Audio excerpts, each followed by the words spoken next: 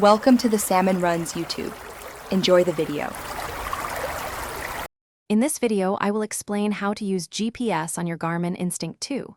To begin, press the GPS button on the top right of your watch to access the activity menu.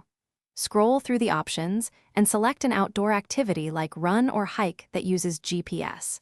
Your watch will then search for satellites. Wait for the GPS signal indicator to turn green, which means it has acquired a strong signal, before you start your adventure. This ensures accurate tracking from the very beginning.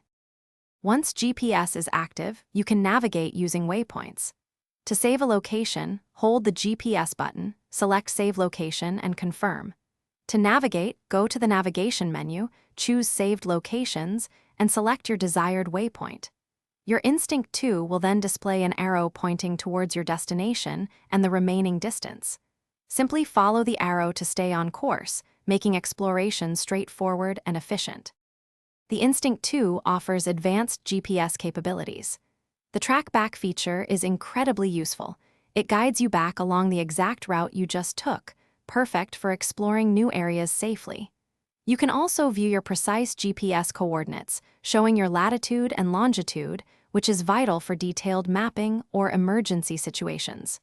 Furthermore, customize your activity data screens to show specific GPS metrics like elevation or speed, enhancing your outdoor experience. For the best GPS performance, always ensure your watch has a clear view of the sky, away from tall buildings or dense tree cover, to acquire satellites quickly.